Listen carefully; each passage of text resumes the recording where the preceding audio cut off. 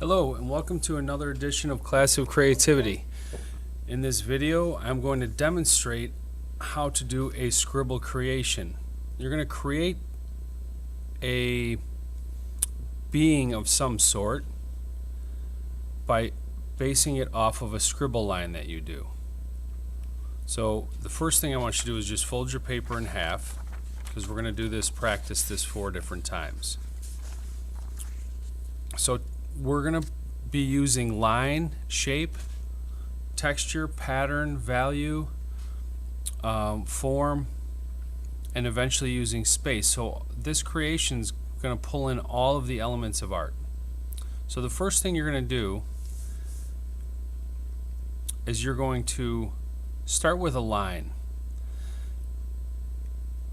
And wherever this line goes, it's almost going to be like a scribble line.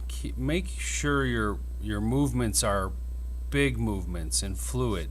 You don't want to draw back and forth really fast. It's going to create too many different shapes, and we don't want to do that. It's going to turn out to be too confusing. So as you can see, and I don't really think too much about it. I'm just making sure that I'm going big, rounded, organic shapes.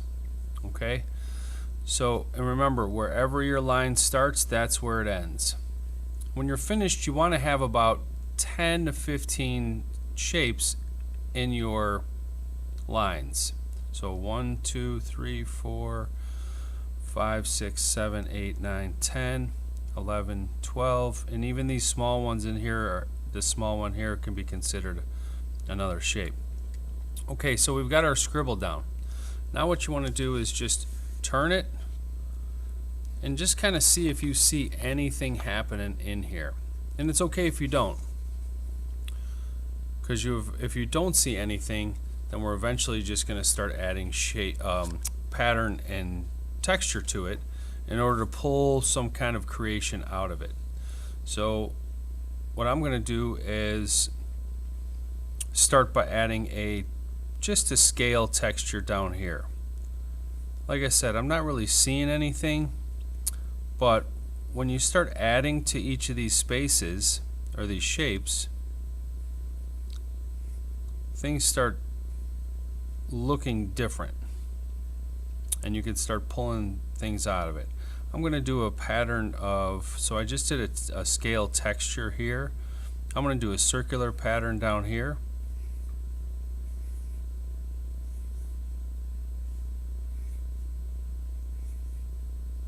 And this really doesn't have a lot to do with skill as it has to do with imagination. So we throw that down, maybe give it a couple more turns, seeing if you're seeing anything.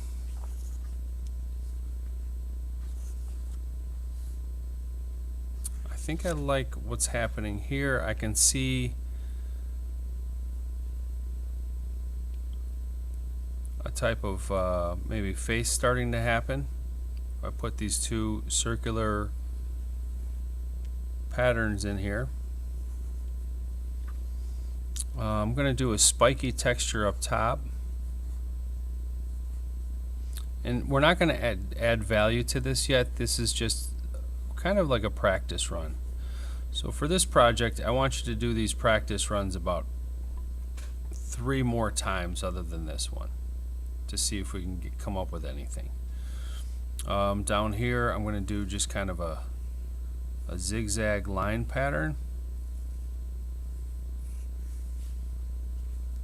I'm starting to see some kind of creation happening here. Turn it a couple more times.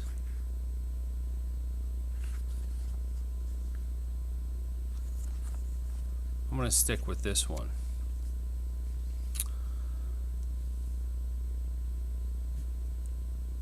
And now we have, and I'm going to put another pattern in here.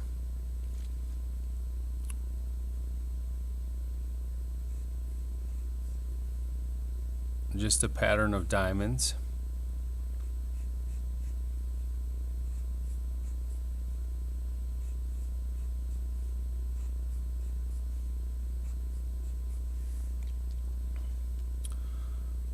And then let's do a kind of a hair texture out here. Now the reason why you can go pretty quick with adding these in here, because again we're going to do 3 more and then we're going to pick our favorite one we like to actually transfer it over to our final paper.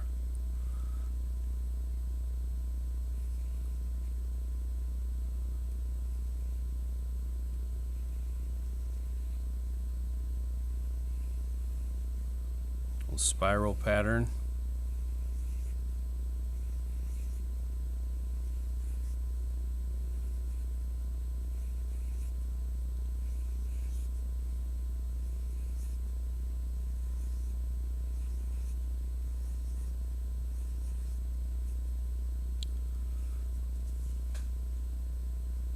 And then we're just going to finish this up with like maybe a wavy texture.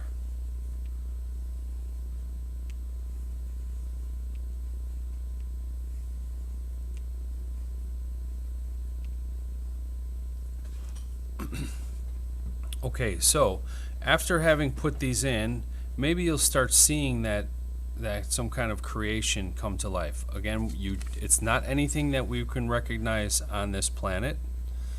It's going to be something completely different and unique, and I think I'm going to stick with the way it's sitting up this way. Okay, now again, you want to do this 4 more times. You're going to do 1 in each section of your folded paper. Now, I started doing one already here, and I think I like the way it's turning out this way. If I just add a few more textures in here, I'm going to do a smooth texture. Remember, smooth could be glass, it could be metal, marble, a polished wood if you want to do a wood grain that's polished. I'm going to add another pattern in here.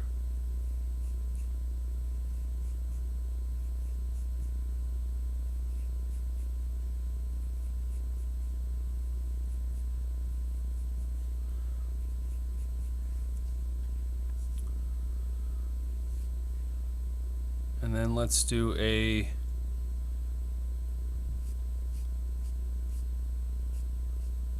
more of like a fuzzy texture I'm going to put here.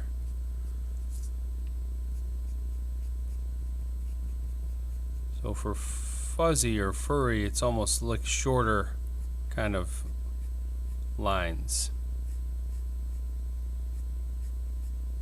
Shorter movements with your pencil.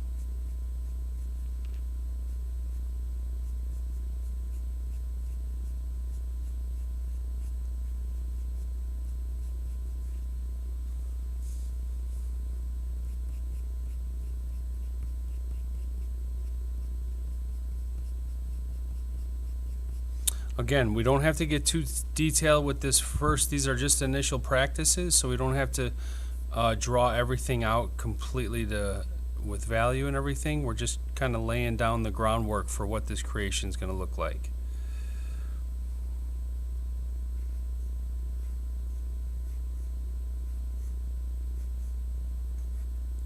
In the final drawing, things can change as well.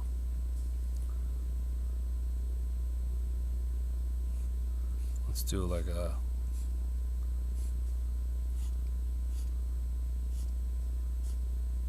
just a crisscross pattern there. And let's see if anything happens with this one, and if we see anything. And that's just the thing, and that's why I want you to do 4 of them, because sometimes nothing really comes out of these. But sometimes you can create some really, really interesting images.